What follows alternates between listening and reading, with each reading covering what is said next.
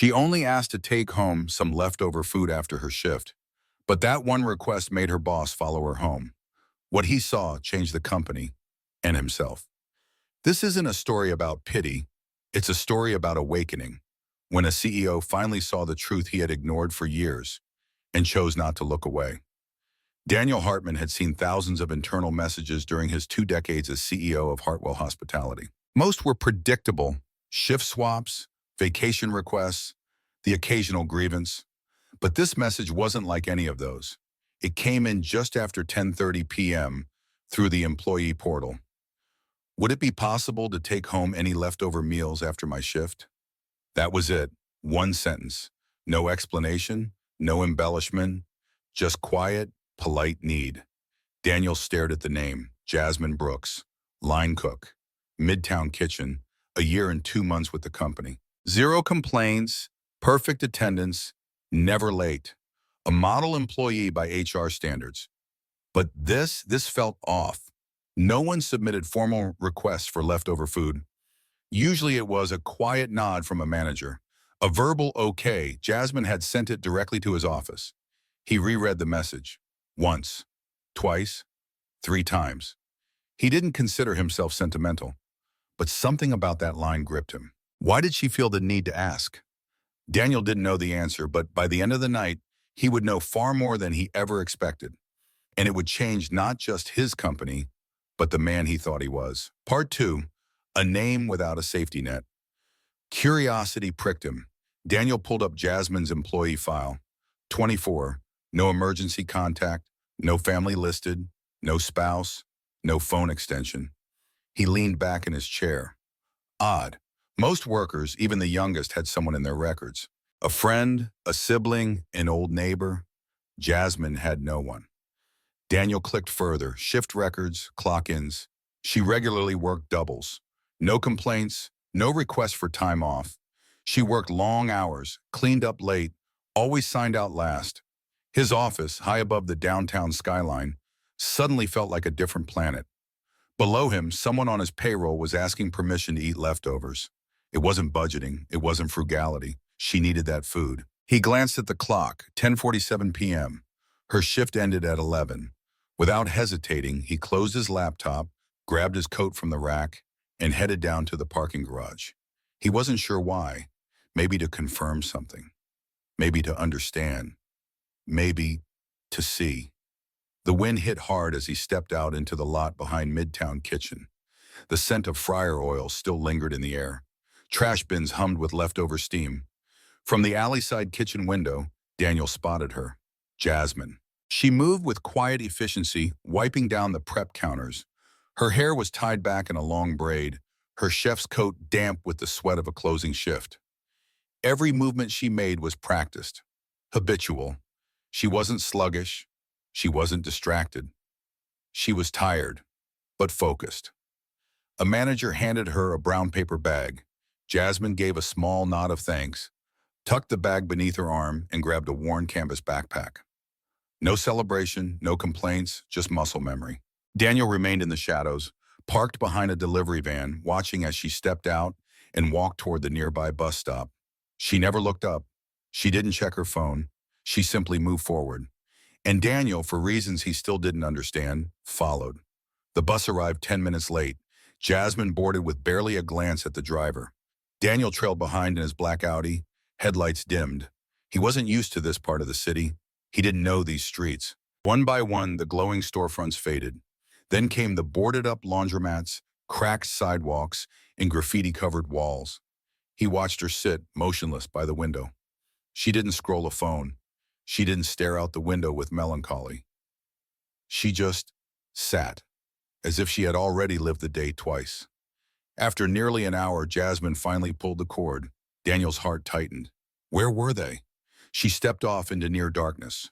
No streetlights, no noise. Daniel parked a half block away, staying back. Jasmine didn't hesitate. She turned off the cracked sidewalk and onto a gravel path flanked by rusted fences. He followed from a distance and then stopped. In the corner of the lot stood a trailer, old, faded, duct tape over one window, a single flickering porch light. Jasmine stepped up to it and opened the door with the ease of familiarity. She disappeared inside. Daniel sat frozen. He had expected a one-bedroom apartment, maybe roommates. But this? This wasn't surviving. This was something else. He waited, motor off, windows cracked just enough to see through the blur. The interior light blinked on. 3 children, small, rushed toward her as she entered. One clung to her legs. Another reached for the bag. Their laughter was low but real. Jasmine smiled, not wide but enough to warm the room. Then a woman stepped into view. Frail, gray hair limp around tired eyes. Jasmine gently led her to a seat. Daniel blinked hard. The bag, her meal, was opened. Jasmine split it onto 4 plates. 4, not 5. The kids ate quickly, like they were used to uncertainty. The elderly woman ate slower, hands trembling with every bite. Jasmine smiled, listened, nodded when they spoke. But she didn't eat. She cut her food, moved it around, mimicked chewing, but never once raised a fork to her lips. Daniel felt like he was choking on air.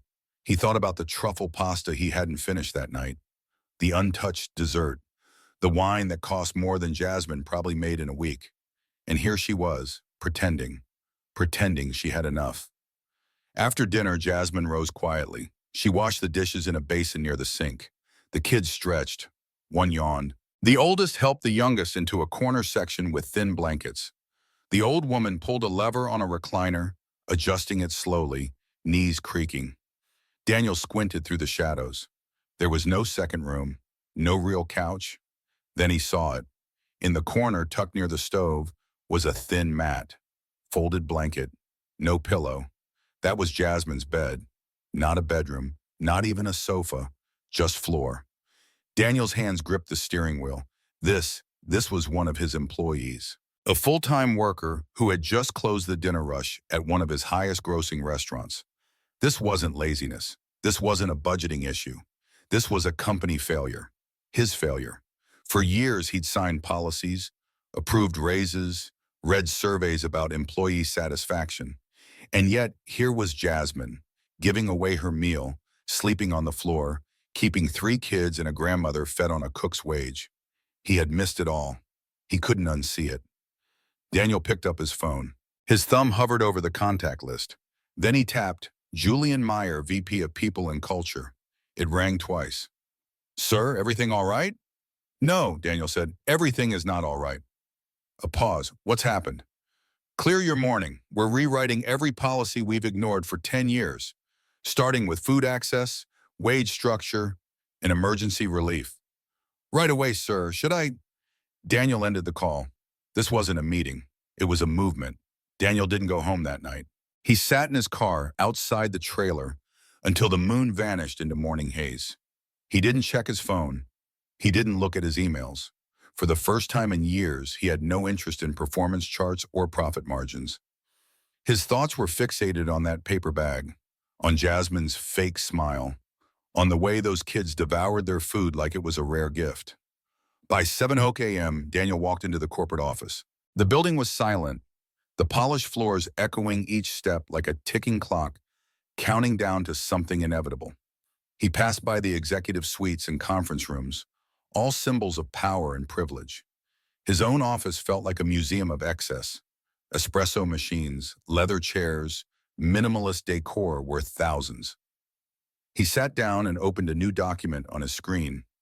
Policy reform, emergency action.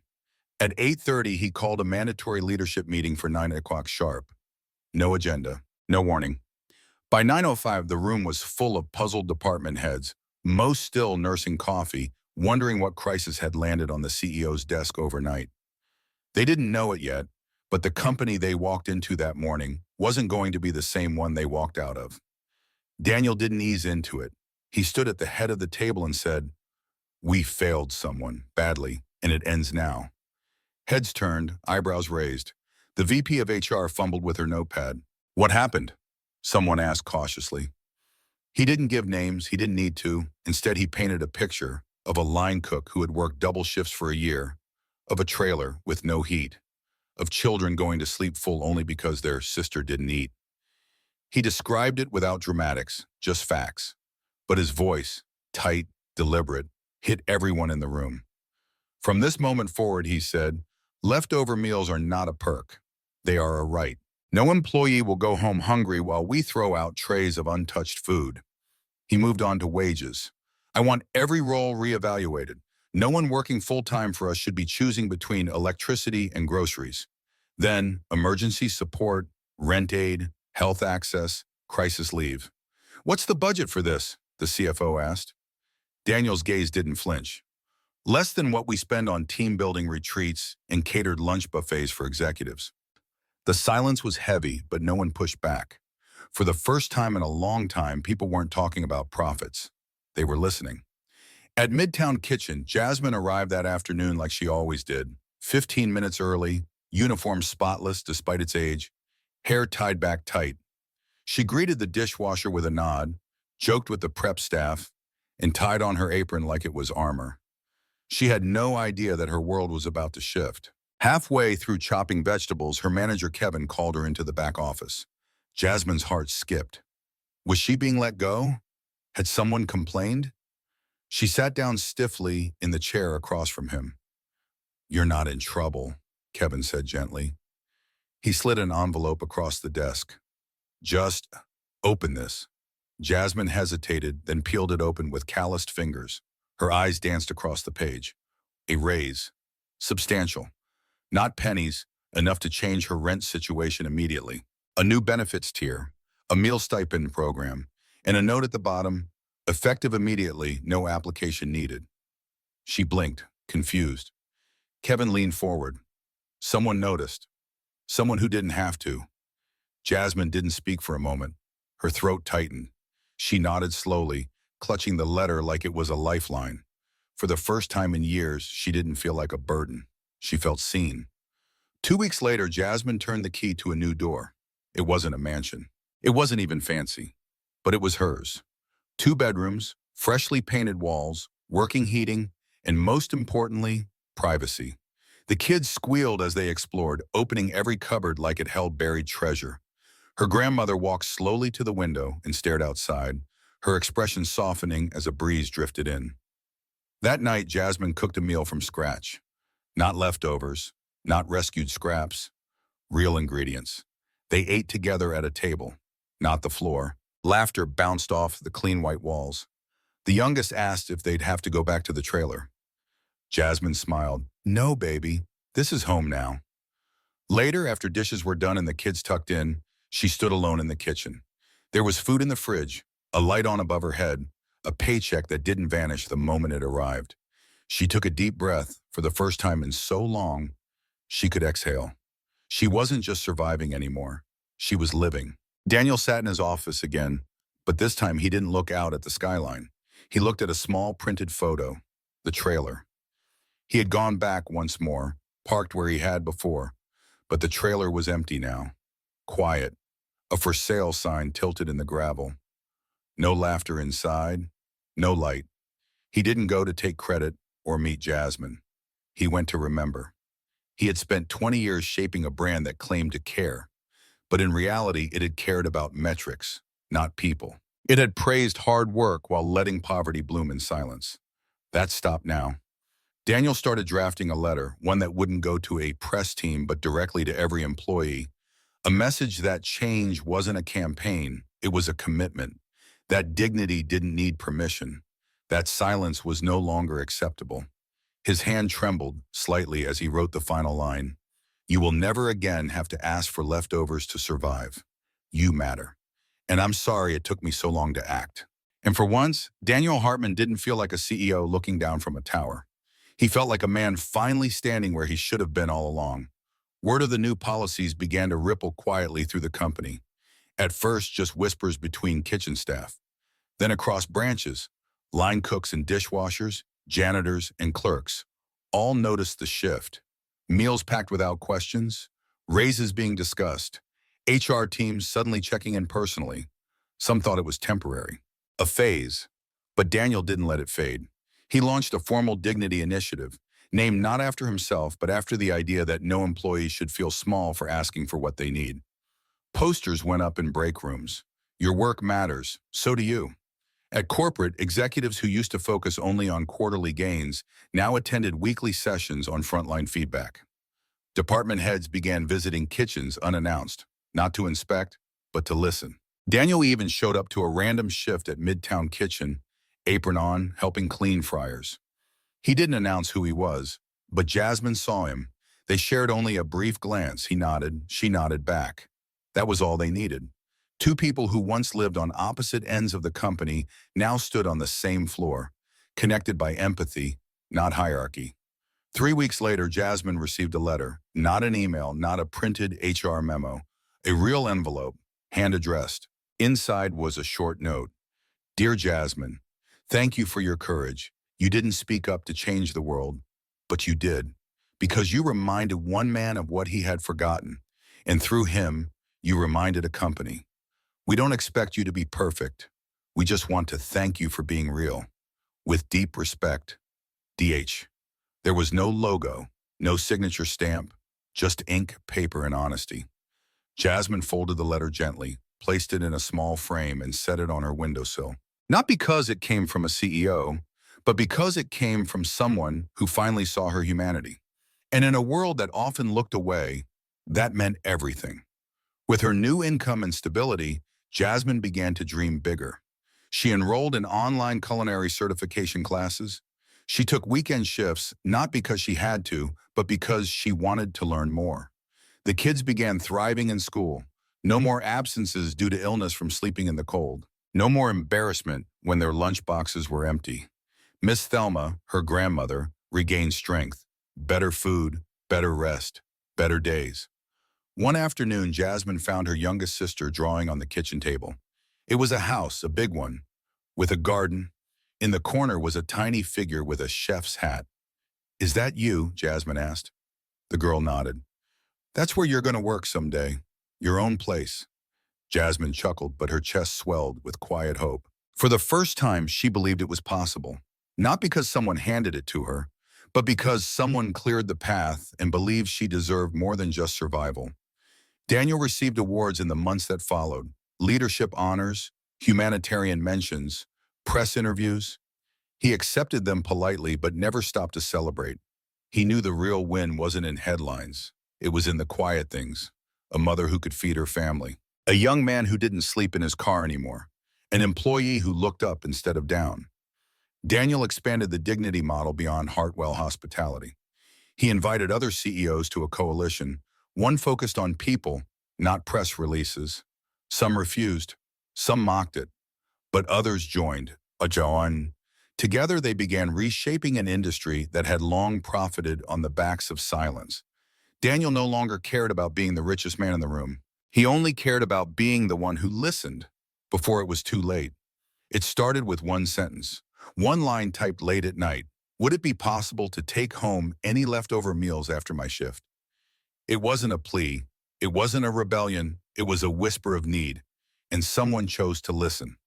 That simple act, paying attention, set off a chain of events that changed lives, shifted corporate policies, and rewrote a CEO's legacy. Jasmine Brooks didn't march into an office demanding change. She did something far braver. She kept going when no one saw her. And by doing so, she helped the world see people like her everywhere. Because the truth is, silence hides too many struggles. And compassion, when chosen by those with power, has the ability to change everything. So next time someone makes a quiet request, don't look away, listen, and act. So many people around us are quietly carrying burdens we cannot see. Hunger, exhaustion, loneliness, and sacrifice hidden behind professionalism and silence. Jasmine didn't shout, she didn't demand, she simply asked a question, and that was enough to wake someone with power. The lesson? If you are in a position to help, listen when others whisper, act when you see struggle, because sometimes one quiet act of compassion can change everything.